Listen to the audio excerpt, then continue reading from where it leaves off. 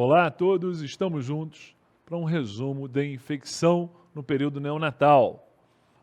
A coriamnionites, a infecção do líquido amniótico, tem relação com o tempo de ruptura de membrana. Quando superior a 18 horas, aumenta o risco de coriamnionites e assim o risco de infecção do recém-nascido. Fatores de risco para a infecção. Prematuridade é um grande fator, assim como uma doença de base, uma cardiopatia congênita, procedimentos invasivos, ressuscitação ao nascimento, tudo isso aumenta o risco de infecção para o neonato. Quando eu tenho coriamnionites, alguns sinais clínicos ficam evidentes, como a febre materna periparto, uma leucocitose materna acima de 18.000 leucócitos e alteração na consistência do útero. Isso observada, essa alteração de consistência, pelo próprio obstetra. Quando eu tenho uma mãe com coriamnionites, a criança nasce em meio àquele líquido amniótico de aspecto ruim, fétido. Se a criança está muito bem, apesar do líquido amniótico, a gente colhe exame simples do recém-nascido, hemocultura mais hemograma, e começa antibiótico. Com os resultados dos exames e o passar dos dias, a gente pode decidir por manter ou suspender o antibiótico. Aqui um detalhe importante: exames completos do recém-nascido incluem punção lombar. É o recém-nascido séptico, por exemplo, tem que fazer também a punção lombar. Exame simples não inclui a punção lombar, é hemocultura, PCR, hemograma.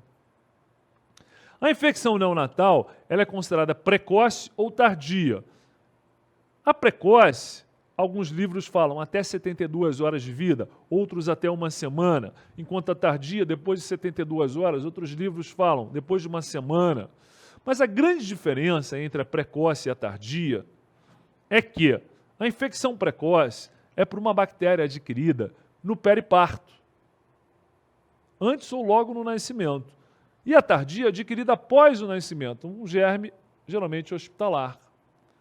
A precoce tem relação com agentes que colonizam o períneo materno. Destaque para o streptococo beta-hemolítico do grupo B, o H-lacti, e a Escherichia coli, gram-negativo entérico, principalmente a Escherichia coli.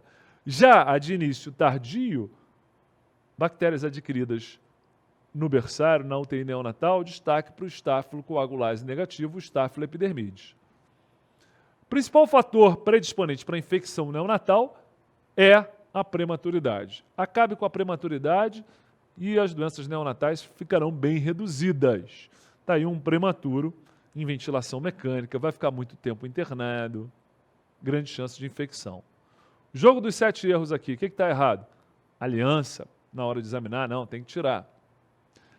Infecções piogênicas, como a do streptococo beta-hemolítico do grupo B, já mostram sinais clínicos nas primeiras 24 horas de vida. E o recém-nascido a termo tem infecção, mostra mais infecção quando do sexo masculino. No pré-termo, homem e mulher, mesmo número de infecções. No atermo, a gente vê sepse neonatal 2 vezes mais no sexo masculino. Mas essa terrível infecção pelo streptococo H-lacti, streptococo do grupo B, pode ser prevenida. Como é que é feita essa prevenção? O uso do antibiótico intraparto na mãe colonizada pelo strepto B previne, ou pelo menos reduz muito a incidência dessa transmissão vertical do streptococo do grupo B e reduz assim a sepse neonatal pelo strepto B e a morte por isso. O CDC recomenda um screening da colonização retrovaginal pelo streptococo do grupo B, aqui em inglês, né?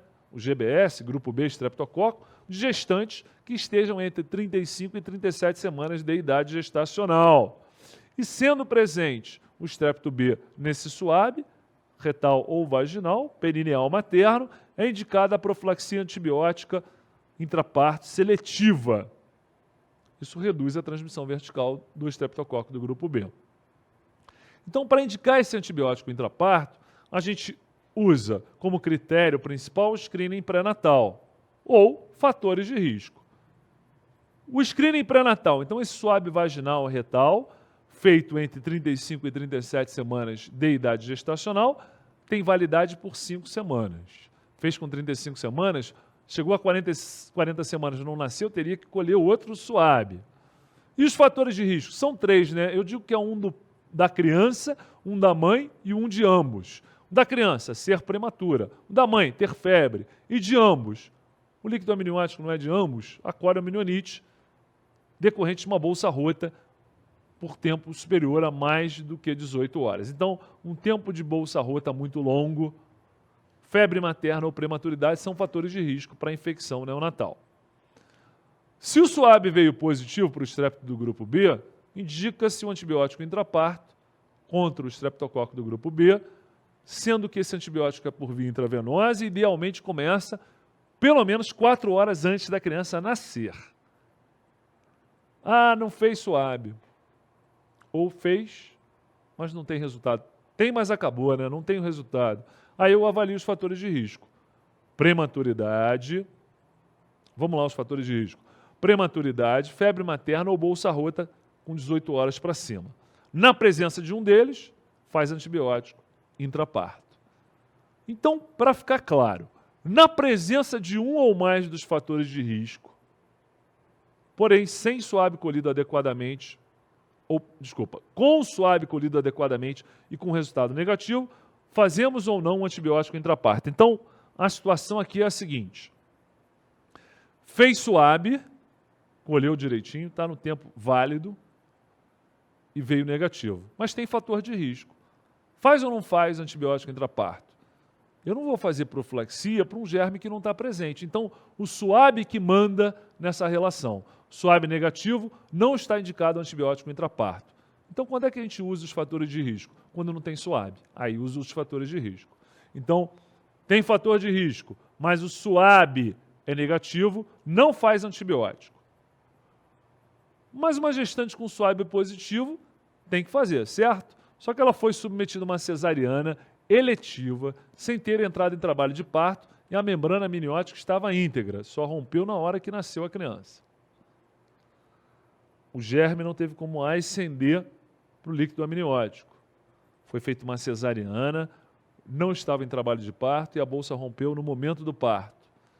Apesar do SUAB positivo, se é feita uma cesariana eletiva, não entrou em trabalho de parto, membrana íntegra até o momento do parto, não faz antibiótico intraparto. Situações especiais que indicam antibiótico intraparto. Infecção urinária pelo estrepto B nessa gestação. Pode ser em qualquer momento da gestação. Pode ser quando descobriu que estava grávida. Fez uma urinocultura e mostrou infecção pelo estreptococo do grupo B. A infecção urinária pelo estreptococo do grupo B. Mostra uma colonização pesada perineal materna ao ponto de causar uma bacteriúria nessa mulher, ou até uma infecção urinária de fato. Tem que tratar a gestante e nem precisa colher o SUAB lá no 3º trimestre, no final da gravidez, porque essa tem indicação de usar a profilaxia.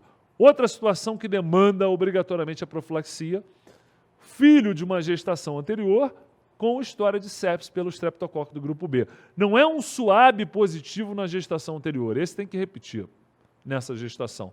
Não é isso, é um filho de uma gestação anterior que fez sepsis neonatal pelo estreptococo. Então, nas próximas gestações, sempre fará profilaxia intraparto contra o estrepto B.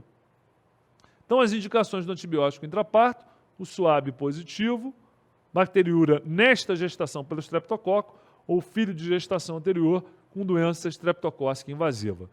Qualquer uma dessas indicações, sendo uma cesárea, sem ter começado o trabalho de parto, membrana íntegra, aí não precisa fazer um antibiótico intraparto.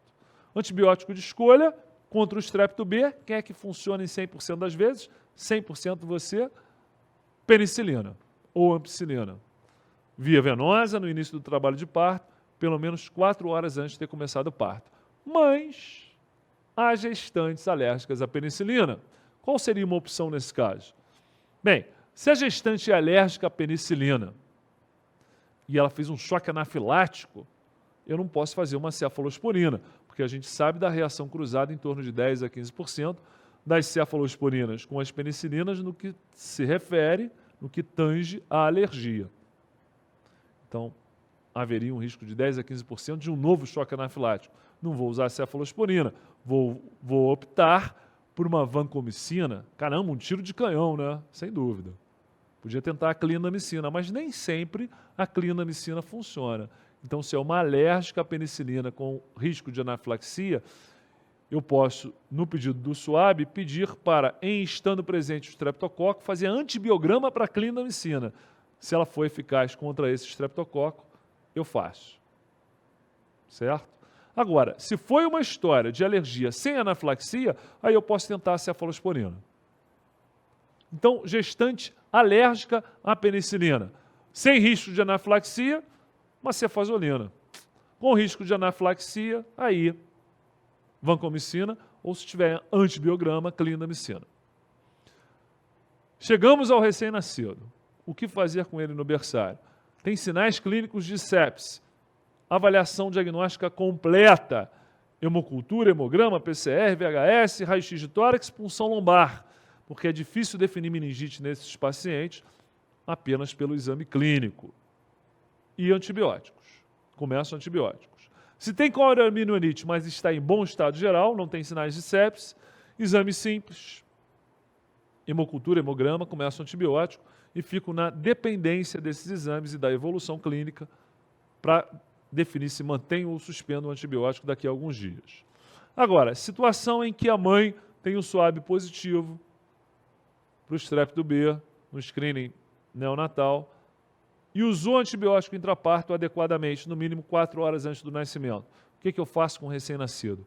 Houve a profilaxia intraparto conforme a indicação, só observar nas primeiras 24 horas, sem colher nenhum exame complementar. Agora, a mãe não usou antibiótico intraparto, apesar de indicado, tinha um SUAB positivo. E aí eu olho para o recém-nascido, ele está em bom estado, nasceu a termo, mais do que 37 semanas de idade gestacional, pelo menos 37, e a bolsa ficou rota por menos de 18 horas. O que eu faço? Observo essa criança por 48 horas, mas sem colher exame. Vou dar uma chance para ela. Agora, a mãe não usou antibiótico intraparto, apesar de indicado, mas apesar do recém-nascido estar em bom estado geral, ou ele é prematuro, ou a bolsa ficou rota por mais de 18 horas. Nesse caso, eu observo o recém-nascido e faço exames complementares, hemograma, hemocultura, VHS, PCR, diariamente. Alterados os exames, começa o antibiótico. Veja bem, isso aqui é diferente de coriaminoanite. Se o líquido amniótico está fétido, colho o exame simples e começa o antibiótico. Nesse caso, não. Nesse caso, eu tinha um SUAB positivo, a criança está bem, só que ela ou é prematura ou a bolsa rota ficou rota por mais de 18 horas. A criança está bem, não há coriaminoanite, não houve. Observo e como ela é prematura ou a bolsa rota ficou rota por mais de 18 horas, colho exames complementares simples no dia a dia, qualquer alteração, começarei antibiótico. Isso por 48 horas. E assim, a gente parte para a infecção de início tardio. Principal fonte, mãos contaminadas dos profissionais de saúde que não lavaram as mãos adequadamente. Ai, ai, ai. A maioria também é associada com catéter intravascular. E o principal agente nesse caso, Staphylococcus coagulase negativo, o epidermides. Tratamento da infecção neonatal como um todo. Lembra que a gente vai cobrir estrépito B e Escherichia coli. Então, penicilina mais ampicilina mais aminoglicosídeo. É uma boa ideia. Pode ser a gentamicina. Lembrando que se veio uma listéria, posso deixar só com ampicilina. Se veio um estreptococo do grupo B na hemocultura, só penicilina é suficiente. Se tem anaeróbio, uma enterocolite, preciso associar uma clindamicina ou metronidazol. E se tiver meningite, essa dupla de antibióticos, a ampicilina mais aminoglicosídeo, não vai funcionar bem por causa do aminoglicosídeo, que tem pouca penetração no sistema nervoso central, atravessa mal a barreira hematoencefálica. Então, se tem meningite identificada pelo líquor, ampicilina mais uma cefalosporina de terceira geração. Aí a ceftraxona pode interferir no metabolismo da bilirrubina, então a gente opta pela cefotaxima. Então tem meningite, ampicilina mais cefalosporina de terceira geração, cefotaxima. E assim encerramos. Até a próxima.